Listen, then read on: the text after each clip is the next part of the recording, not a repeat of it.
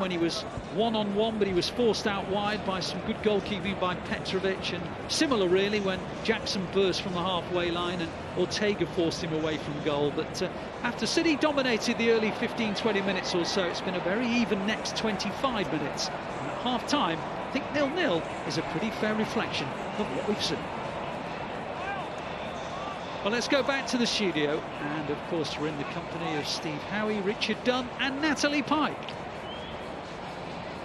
Thank you to Alistair Mann and to Michael Brown for the first half commentary. So it's half-time in the FA Cup semi-final, and it's currently 0-0. The teams are leaving the pitch now, as you can see. 45 minutes left for City to book themselves a place in the final and continue on our journey to retain the FA Cup trophy that, of course, we won last year. I'm still joined by Richard Dunne and by Steve Howey. Steve, I'm trying to reflect on my feelings on the first half. Am I being harsh, or is it fair to say City are a little bit lethargic, maybe? Yeah, kind of a little bit off it. Obviously, I think possession-wise, they're probably more than Chelsea. I think, if I'm being honest, I think Chelsea probably had the better chances. And at times, I've been surprised how open at the back City have been. And they've put 2 or 3 passes together and kind of been in. I mean, not cutting-edge ones, well, apart from one, which was Jackson, which you would have thought he would do better. But having said that, Walker and Stones got back ever so well. And Ortega, I thought, held them up quite well. But yeah, it was kind of a... I wouldn't say lethargic. It was just not City as you would expect, which is nice and sharp and positive. I think sometimes it comes across as like maybe overplay. I think I was speaking to Dunne before the game. Just sometimes I would just like to see, instead of trying to pass it in, somebody outside the box just having a shot. And you just never know. Might get a deflection, could go in, could do anything. But the manager would be kind of OK with the performance, but he would certainly be wanting them to lift it the second half. You're totally right on the possession. 60% of the possession in the first half for City. A stat, though, that I'm a little bit worried about, Richard, so I'll come to you to try and calm me nerves. No shots on target for City in the first half. Yeah, that is a surprise, to be fair, because they've been in and around the box, but there's just been a drop-off in the quality, I think, in the final ball. There was one pass by Bruyne into Foden, which was great, but the rest of it's just been a little bit sloppy in and around the box. I think they're very narrow as well. They're not holding their width at all, and it's getting really crammed in the centre of the edge of the box area, so it's been difficult to get their shots away. But we always look at City and wonder whether they're off form or whatever it may be, but sometimes you've got to give credit to the opposition, and Chelsea have defended reasonably well. You said before the game about they can have good days and they can have bad days, and today so far they've been really good, and when they string 2 and 3 passes together, like Steve says, they've cut City open at times. So it's been a really, I think it's been a really good game. It's just missing that little bit of quality in the box. I'll take that as a positive, you know, Richard. I'm going to switch it on its head. Yeah. Chelsea are having a good day. We've said City are a little bit off, and it's still 0-0, Steve. So for me, that's a positive. City step it up in the second half, we're going to be fine. Yeah, like I said, I think the manager will be... I don't think he'll be happy with the intensity. You can understand why, though, as we sort of said at the week. But at the same time, I think at half-time, he'll be sort of saying about players, we need to raise it another 10% at least. And I think if they can do that, they'll win the game. But I think Pochettino, he'll be really pleased with his team. Now, can they do that again in the second half? That remains to be seen. I mean, I'll be surprised if they can keep it up the second half.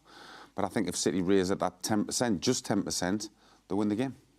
In terms of the best chances for both teams in that first half, City's best chance came early on, Richard. A Phil Foden chance. I'm trying to remember it now. It was the Kevin De Bruyne, like, pinpoint ball. Yes, what did you make of that chance? The pass was outrageous. It just eliminated 4 players with one simple 5-yard pass. It was brilliant, and it's one of those passes that we speak about. It's like, it's so difficult to see from pitch level, but he manages to find it all the time.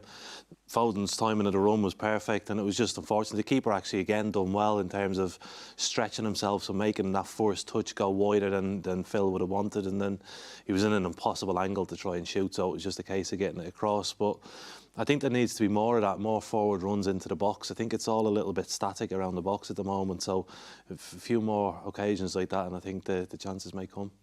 It's such a good point. Whenever I'm at the Etihad and I'm pitch side doing my stuff, and you stand there and you look, and I always think, how is anybody seeing a run that someone's going to make on level that far away? I mean, how does he do it? It's incredible. I mean, you can do it from time to time, and I think, like, say for a centre-half, you can look and you can sort of see a longer vision of the pitch and you can see the timing of the run.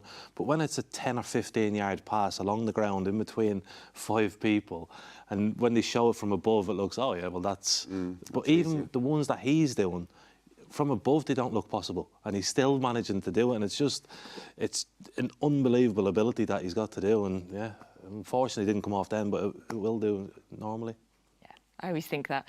Best chance for Chelsea, you mentioned it a little bit earlier, the Nicholas Jackson chance. He went one-on-one with Ortega.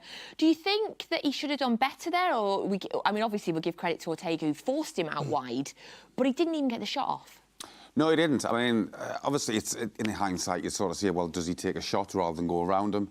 But when he goes round him, as I said, I think the 2 defenders do really well, in Walker and Stones. The manager will be disappointed. I think he'll be disappointed as well. But I'd like to go with the fact that it's the Ortega who does really well and kind of makes him make his mind up rather than him kind of, you know, trying to catch Ortega with the shot. I think there was one other chance where it's absolutely brilliant feed by Cole Palmer. He gets a touch, and Rodri, who we know is absolutely brilliant at kind of, you know, breaking things down, he kind of leaves him for dead, really. He opens his body up, and he has got he's got a bigger area to hit, to bend it in, and he doesn't quite catch it. They were the 2 main chances for me, but obviously, getting back to the Jackson one, he should have done better, but credit to Ortega. Yeah, the Cole Palmer chance, it was his best moment of the game. He had really sort of tricky feet in the box there. But again, I thought, considering how busy the box was, Ortega did well. He did, yeah, because he would have been late probably seeing it. It was rolled across the ground, but like Steve says, it was close to him, so it was in a good position that he could get down and save it. But yeah, they look dangerous on the attack, Chelsea. They don't... I think Jackson has to score that when he gets the opportunity. He has to, because you're not going to get loads of them against Man City. But the same at the Etihad, they got 2 or 3 one-on-ones or 2-on-1 opportunities, and their decision making in the final third is off. And I think when you look at them as a team, they're a young, potentially good side, but they're not realising their potential because they're making the bad decisions all the time, and that was another one there. Do you think he's sort of seeing the keeper charge down on him and thinking he needs... is he trying to take it round him as opposed to... Why wouldn't he take the shot? I think he lacks confidence. He doesn't score on a regular basis. He's not got a load of goals. And I think if you're a striker who's in a one-on-one situation and you're used to scoring goals, you just roll it past him. You've got your sort of go-to finish. He doesn't have that yet. He's not found it. He doesn't know what he wants to do. And he's probably looking at it going, I'll chip him, I'll run around him, I'll kick it past him, I don't know what to do. So he ends up taking it around him and not on his wrong foot then. Yeah. Left foot, he doesn't want to kick it, so he ends up coming back and the chance is lost. Probably he's overthinking it, really. You know, as if you've got a player in confident form, it doesn't even think about it, just instinctively, you know, he maybe even goes to the goalkeeper's legs, because normally the goalkeepers have the legs open and trying to make themselves as big as possible. He's kind of thinking, do I shoot, do I not? And then all of a sudden he hits it, he kind of takes a bad touch. But as I say, whilst he'll be disappointed, I'm going to go with the positive, which is the goalkeeper does really well. Same. Let's stick with that. Other things I noticed in the first half. Am I seeing Akanji and John Stones swapping the going forward role?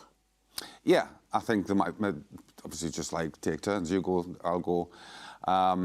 I expected, I suppose, more of Stones, but when we've seen recently, when Stones hasn't been in the team, Akanji's been doing that, and to be fair to him, he's done it very, very well. So yeah, I think both of them have done it quite well. I haven't got a problem with it. If both of them are doing it and they're both doing it well, carry on doing it. I quite like it. And I think it adds another one of those elements, Richard, where it's like nobody knows what we're doing. Exactly, yeah. Who's going next? Who do you take? Chelsea's block has actually been really good, where they've just set 4 across and allowed the back 2 or 3, whoever it is, to keep possession of the ball. So there's not been a lot of space in there, and that's where the difficulty comes when you're trying to create stuff and drive through or pass through a really solid defensive unit, which Chelsea have been so far. Looking at that shot of the pitch there at half-time, there's a lot of people on the pitch there, isn't there? They're working on the grass there, bless them.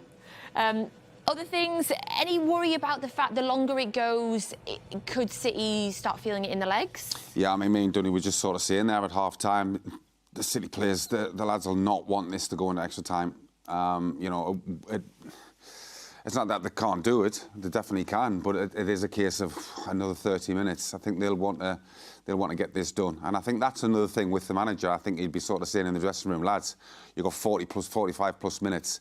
Get this done. When we get this done, get the win. Let's get in the bath, get on the bus, and let's go home. You might get it as well from Chelsea's point of view, where they're going, let's hang on till extra time because their legs might go. Let's keep them in. Let's keep in the game. So it becomes a little bit of both, and I do think for City's sort of mentality, I think they need to get the first goal, get themselves in front and try and get it finished before the extra time comes around. Did Chelsea try to do that in the Carling Cup final, and then obviously it didn't go their way? So I hope that's in their minds. Yeah, well, fingers crossed. Chelsea are a very strange side because, like, I wouldn't be surprised if they just completely imploded at any given time. They seem to have that mentality that they could all break down.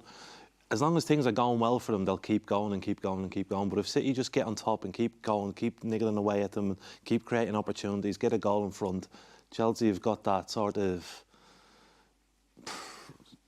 angry mentality where it might just go. They've got that kind of mentality where all of a sudden, if things don't go well, it's finger pointing. And it's not me. I'm never looking at myself. I'm not looking in the mirror. It's your fault, it's your fault, it's your fault. But as Dunne just said there, which is absolutely right, you know, they could want extra time. I think Chelsea will go for it, but I don't think they'll be disappointed if it goes in extra time. Can City capitalise on that Chelsea possible mentality, Richard? No, because I don't think it becomes into effect until City take the lead, and then it might start where the finger pointing comes in, where the doubts come in Chelsea's mind. Up until then, while it's 0-0, while they're still in the game, while they're positive in terms of the chances they've created, they'll still believe in one another. So I think it's difficult to... It's something you'll take advantage of, I suppose, later on, where you might, instead of winning 1-0, you might win 3-0 with quick goals because the head dips and they don't recover quickly. Thank you for sending in your WhatsApp questions as well. Oh, that is Ruben Dias. And the WhatsApp question was, do we think Pep would make any changes at half-time? Do we think Pep's bringing on Ruben Dias at half-time? Do you know what? I'm pretty much 100% thinking that he will. Never been 100% in my life, but I'm going to go yes. Who would you be bringing him on for and why? I don't know whether there's just a slight little, maybe it's a niggle, or I kind of see it being a tactical change. I think there was a couple of incidents when John Stones was sort of bent over a little bit and he looked like he was heaving. So I don't know whether he was feeling a bit ill, and that's might be as well why he's stepped back into the defensive role and allowed Akanji to move forward. Might be complete nonsense, and he might walk out now. Akanji's there, Richard, so... and Ake is there, so trying to see who else. Obviously, Alistair Mann will tell you when we know in the commentary, but we can see Akanji and Ake, so... Let's find out in a minute. But yeah, thanks. That was Cameron who asked that question. Cameron, it was like you read Pep's mind there. Are City going to make any changes at half-time? Right, the players are in the tunnel. That means that we are nearly ready for the second half. Oh, it's gone blurry. I was trying to see who... Oh, there's Kevin. OK, I can't guess right now who Ruben Dias is coming on for. Richard's guessing John Stones. Because it wouldn't be... Would it be, you know, can we see Kyle anywhere? Right, no, we will. We've not seen Kyle and we've not seen John Stones, so just keeping this guessing game that we're playing going a little bit longer. So we'll go back now over. Alistair Mann will, of course, let you know full match commentary for the second half with Alistair Mann and with Michael Brown. We will all be back at the end of the game, whether that is after extra time or penalties. But, oh, Lord, please let it be after 90 minutes because Manchester City have won. So thank you for joining us on Matchday Live. Right, it's time to go back over to Alistair Mann. Thank you, Natalie. It does look as though it's John Stones who's made way. We're waiting for official confirmation. Ruben Dias is, well, he's already on the pitch, to be honest, but obviously he'll have to come off and get the instruction to go on. But we've seen everybody emerge except for John Stones, so it looks as though it's John Stones who has made way. But we haven't seen Kyle Walker either, so that's why we're not committing ourselves yet. We've not had official confirmation yet, so... We'll keep our eye out for you. On the pitch. Kyle Walker's there. So it is John Stones. So John Stones has gone off and Ruben Dias has come on. Now, Stones had a couple of little moments in that first half when he didn't quite look completely okay. I'm not sure it was necessarily an injury.